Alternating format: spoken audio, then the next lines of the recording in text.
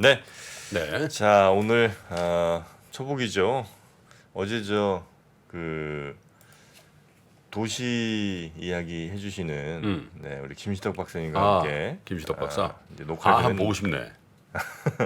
네. 충남 얘기 좀 하고 있는데 네. 서천에 그 우리나라에서 마지막까지 거의 유일하게 네. 개고기 축제가 있었대. 아, 그건 아닌 것 같아요. 뭐가요? 아, 꼭 그걸 개 고기를 축제를 해야 돼요?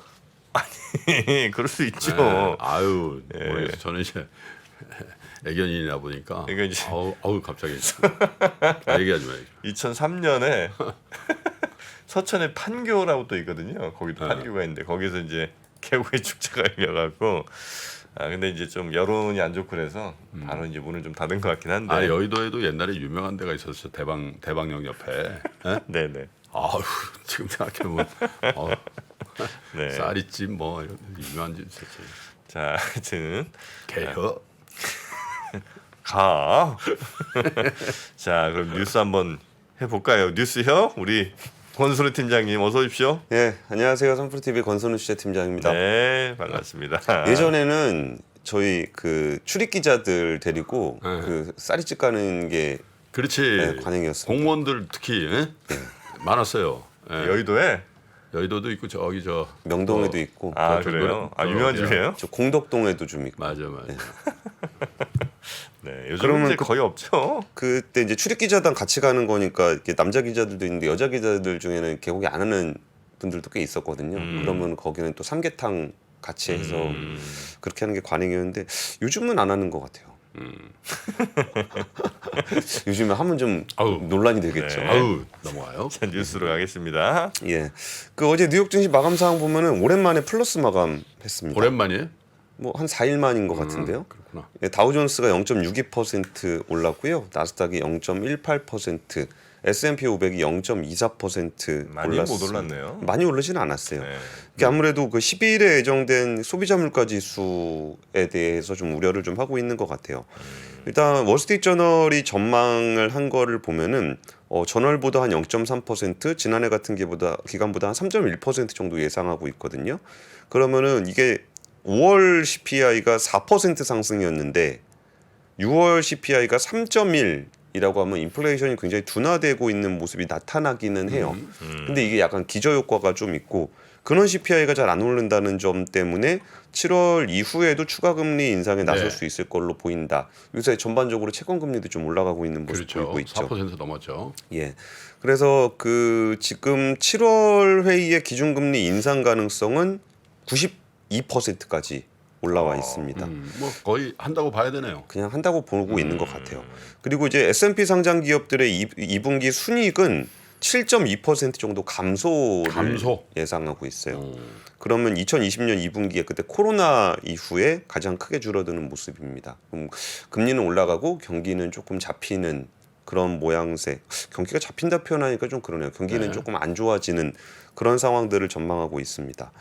첫 번째 뉴스는요. 제일 안 좋은 나라에 대한 이야기를 해보겠습니다. 중국입니다. 중국은 뭐 지금 디플레이션 얘기 나온다며요. 경기 둔화가 예상보다 좀 더 네. 심각한 상황이에요. 지금 좀 전에 금리 올려서라도 물가를 잡아야 된다라는 미국 얘기를 전해드렸는데 그렇죠. 지금 어제 중국 국가통계국에서 네. 중국 소비자 물가 지수를 발표를 했습니다. 이거 한번 같이 보시면은 네. 어디냐면 안 보이는 데입니다. 여기입니다. 여기. 맨 끝에 예, 없습니다.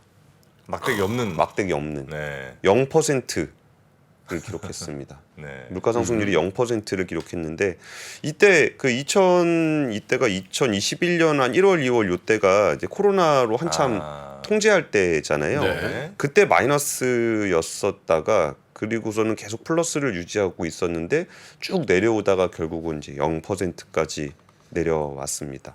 그리고 생산자 물가 지수는 원래 생산자 물가 지수가 소비자 물가 지수를 약간 선행하는 경향을 좀 보이잖아요. 생산자들의 물가가 좀 낮아지면은 소비자 물가 좀 내려가는 모습을 보이는데 생산자 물가를 보여드리면 진작에 마이너스로 돌아섰고 어우, 마이너스 크네요, 저게. 낙폭도 굉장히 커졌습니다. 어이구.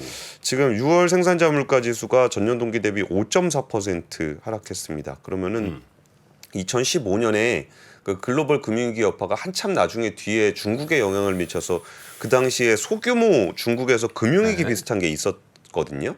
그때 이제 마이너스 5.9% 이후에 하락 속도가 가장 가파랐습니다.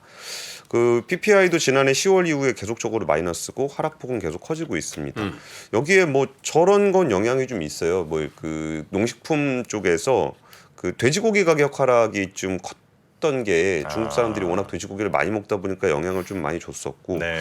근데 이런 부분은 일단 물가가 한번 둔화될 거라고 사람들이 생각하기 시작하면은 네. 돈을 안 씁니다. 그러니까 뭐 지금 사는 것보다 나중에 사면 제일 더 싸잖아요. 네. 그러면 예를 들어서 뭐 주가 떨어질 것 같으면 지금 주식 안 사고 주가 떨어지고 나서 살려고 좀 미루잖아요. 네. 그렇죠. 그런 것처럼 물가 같은 경우도 가게나 기업이 물가가 떨어질 거라고 보면 소비나 투자를 뒤로 미루게 되거든요. 최대한. 예. 네. 그러면은 그 소비나 투자가 이루어지지 않아서 또 경기가 둔화되고 물가가 하락하는 악순환에 빠질 수 있다는 건데요. 지금 이코노미스트들은 중국의 디플레이션 위험을 매우 실질적으로 보고 있습니다. 그리고 결국 그러면서 기대하는 거는 중앙은행이 그러니까 인민은행이 좀 금리를 더 낮추고 중국 정부가 재정 정책을 훨씬 더 세게 가져가는 건데 사실 글로벌 금융위기를 겪었을 때 디플레이션이 있었거든요. 그때 이제 중국 정부가 한 4조 위안 거의 한 700조 원 규모의 경기 부양책을 발표를 했어요. 네. 근데 이런 부분들이 이제 성장률을 높이는 데 도움은 됐지만 결국 지방 정부나 이런 쪽에 과도한 부채가 형성됐던 것도 사실입니다. 네. 그 최근에 중국 디플레이션 위협 대처를 위해서 금리를 조금 낮춘 적이 있었을 때 정부로님이 혼쭐을 내주셨잖아요. 아, 그랬죠. 찔끔찔끔해서 뭐 하냐? 음흠. 할 거면은 확 하든가. 아, 그래도 혼쭐 났어요? 아유 정신 못 차리고 찔끔찔끔하다가 지금 마이너스까지 가 있는. 네, 그래서는 안 된다. 샥을 줘야 된다. 어떤 정책이라는 것. 예, 그러니까 뭔가 사람들한테 네. 정말 명확한 방향성을 좀 줘야 되는데 오히려 이렇게 찔끔찔끔한 거를 보면서 사람들이 야 여력이 없나 보다라는 것에 대한 인식만 더 강해진 것 같습니다. 그래서 이 부분에 대해서는 그 부양책에 대한 기대를 하시는 분들이 소수 있고 오히려 좀 우려하시는 분들이 좀 더 많은 상황입니다. 그리고 이제 중국 시장에는 이게 이 오늘 블룸버그에 나온 악재가 하나 있는데요. 이게 모닝스타라고 그 미국의 펀드 예. 저 평가회사죠? 예, 여기가 3년 전에 중국 관련한 펀드가 붐이 있었다. 3년 만기로. 이게 규모가 한 36조 원 정도 된다. 오. 근데 그때 3년 만기로 출시된 38개 주식 관련 펀드의 수익률이 평균 0.4% 손실. 네. 이익을 낸 펀드는 절반밖에 안 된다. 그러면은 이거를 3년 동안 기다렸던 사람이 3년 만기에 그걸 계속 유지해 나갈 것인가라고 본다면 30조 원 규모의 뮤추얼 펀드가 빠져나갈 경우 자금 유출이 꽤나 심할 수 있다라는 얘기가 오늘 블룸버그에 보도가 됐습니다. 네. 아, 경제 정책 이렇게 하는 거 아니죠. 네. 자, 그럼 두 번째 뉴스로 가보겠습니다. 아, 근데 다 지난 얘기긴 하지만 네. 그죠? 리커창이 만약에 중국의 새로운 리더십이 됐으면 어떻게 됐을까? 물론 뭐 다 지난 일인데 그런 생각이 들더라고. 지금 총리나 뭐 이 부총리 이런 사람 저희 존재감이 거의 없는 것 같아 보니까. 그렇죠. 시진핑도 별로 이렇게 근데 요즘 뉴스에서 이렇게 뭐 막 또 보이는 것 같지도 않고 시진핑 요즘에 얼굴 나오는 거 보니까 약간 상했더라. 상했어요. 상했어. 아, 그래요? 조금 노화 현상이 좀 온 것 같아. 아, 네, 그렇습니까? 표정이 안 좋아. 아, 이또 얼굴 안 좋겠어. 자기 친구 네. 푸틴 맛이 가잖아. 저거 보니까 쟤 저러면 안 되는데 우리 같이 뭐 좀 해야 되는데. 아, 형님 또 네. 얼굴 상태로는 정확하게 사람을 또 보시니까. 예. 과학적인 분석이죠. 아유, 저거 뭐 정확하게. 아니 속상할 예, 거야. 푸틴은 프리고진 얼마 전에 만났다고 하더라고요. 그러니까 그 사태 이후에 닷새 만에 뭐 만났다며. 네, 한 3시간 정도 면담을 했다라고. 프리코진이랑 푸틴. 희한한 나라야 예. 보면. 근데 둘이 원래 친하잖아요. 원래는 진짜 뭐 친한 정도가 아니지. 신복.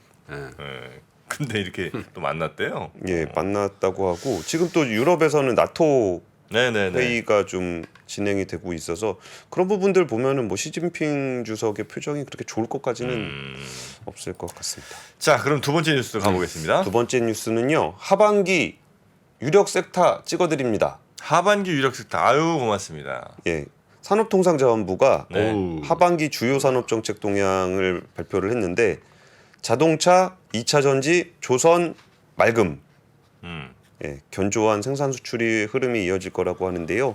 일단 자동차는 단가 높은 친환경차하고 SUV 판매가 증가할 것으로 보이고 조선 같은 경우도 고부가 가치선 위주로 수주 호조가 예상이 된다. 그리고 이제 조선 같은 경우는 수주의 호조도 있고 네. 여기에 사실 그 후행적인 지표긴 하지만 실적도 많이 개선이 될 겁니다. 이전에 좀 저가 수주했던 배들 거의 다 끝났고 이제 좀 고가 수주한 배들이 인도가 되기 시작하면 실적이 좀 개선이 되거든요. 그래서 실적과 수주가 같이 좋아질 가능성이 좀 있어 보입니다.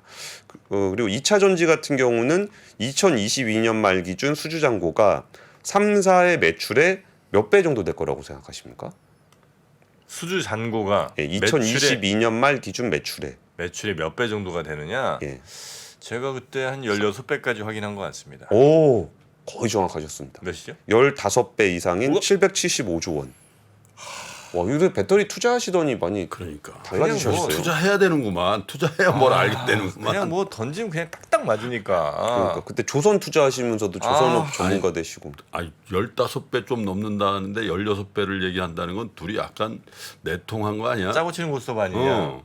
저는 요즘 제가 주식 투자하면서 그런 느낌 받아요. 내가 시장과 짜고 치나? 아, 왜 딱딱 맞지? 어렵지 않아요. 네. 반도체 같은 경우는 3분기부터 수급 개선되면은 한 10월 이후에 수출이 증가세로 돌아설 거라고 예상을 했습니다. 그러면서 업종 전망은 B에서 흐림으로 네. 워낙 안 좋았으니까 흐림으로 바뀌었고요. 그리고 이제 올해 상반기 반도체 수출액은 이제 432억 달러로 전년 동기 대비 37% 감소를 하면서 같은 기간 전체 수출이 감소하는 데 결정적인 영향을 줬고요. 네. 그 밖에도 가전 디스플레이 바이오헬스 같은 경우도 덩달아 안 좋았습니다. 이제 가전하고 디스플레이가 안 좋았던 거는 사실 반도체랑 연결해서 생각해 보실 수 그쵸. 있고요. 바이오헬스가 안 좋았던 거는 그 진단 키트가 있습니다.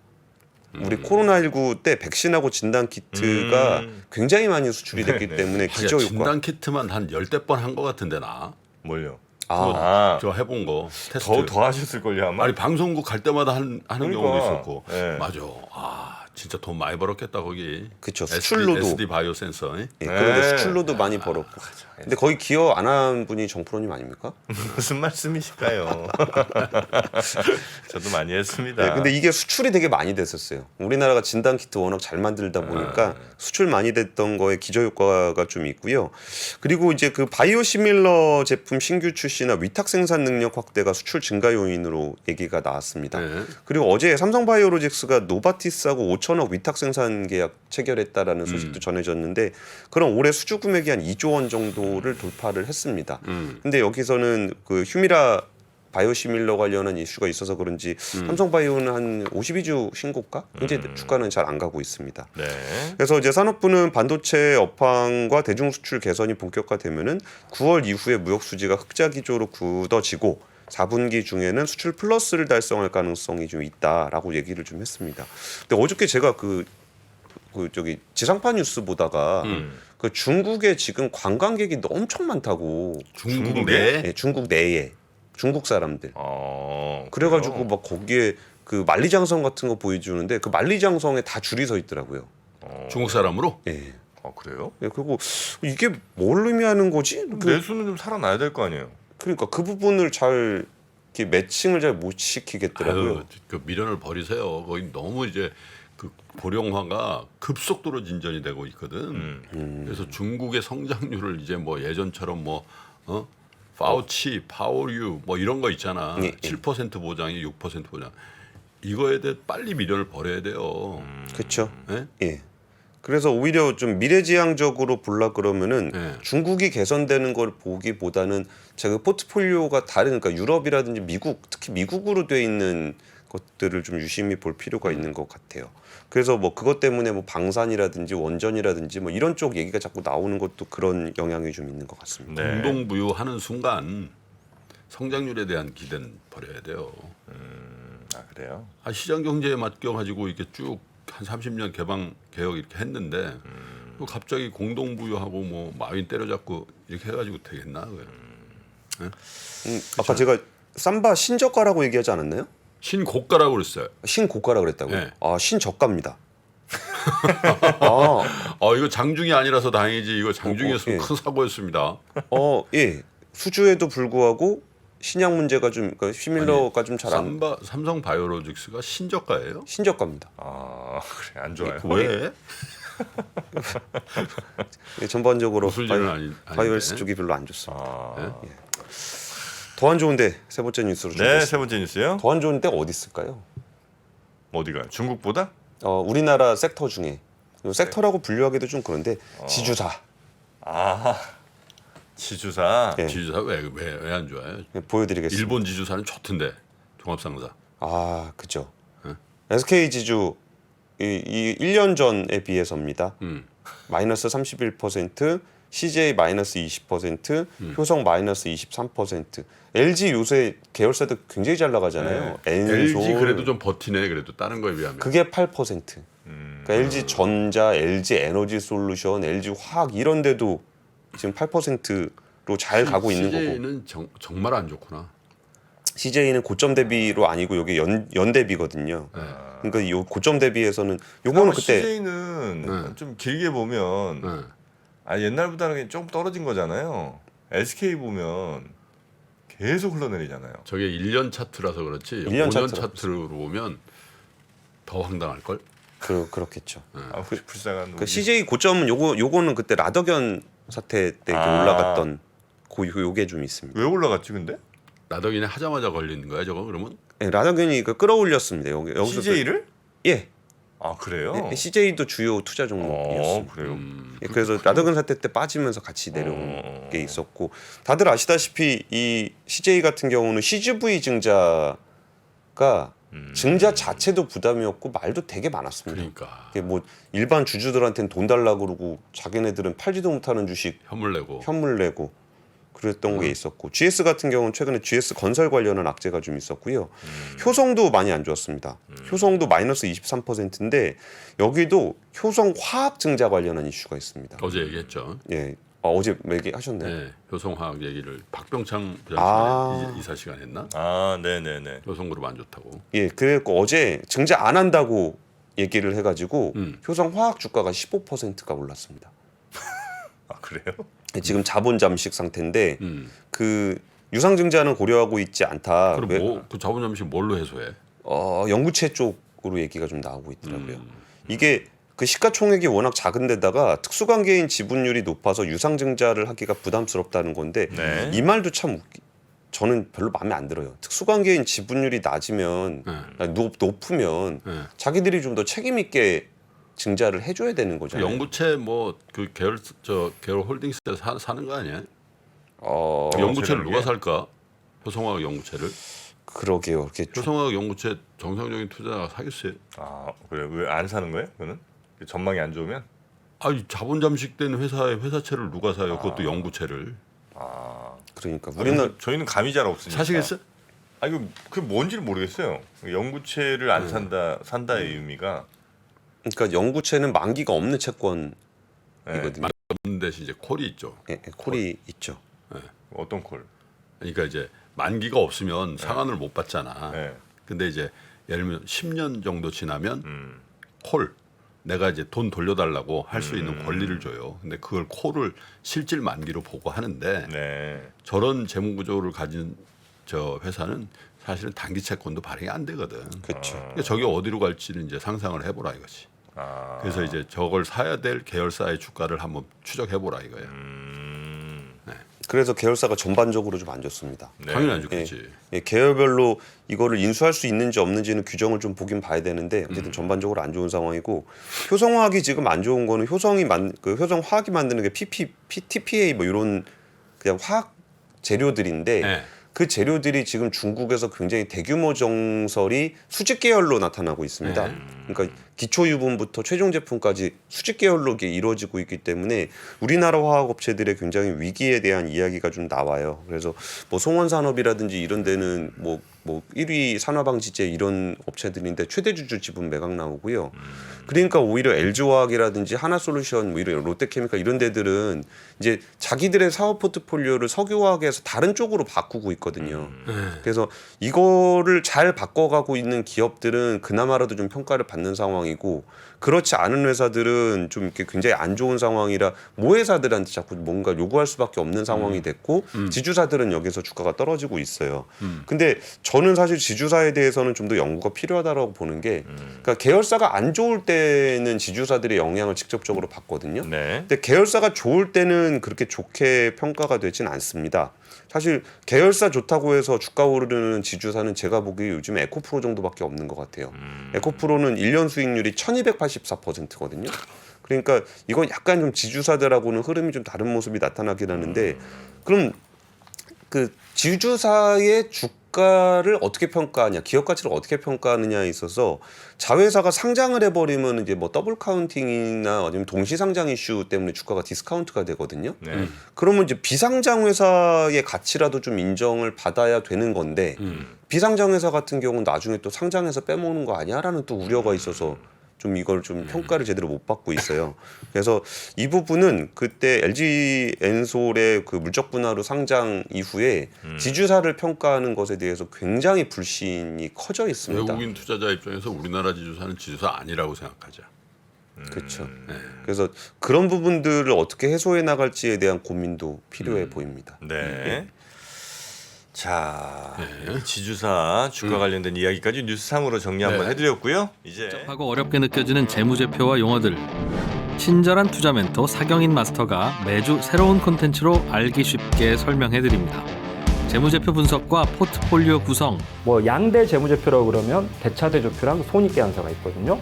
매수 매도 방법, 이때 사는 게 좋겠네, 이렇게 사면 좋겠다. 근데 이렇게 살려면 뭘 해야 되냐면요, 나머지 3분의 1은 놔둬봅니다. 어디까지 가는지. 실전 투자 팁까지 알려드립니다. 오직 3프로 멤버십에서만 만나실 수 있습니다.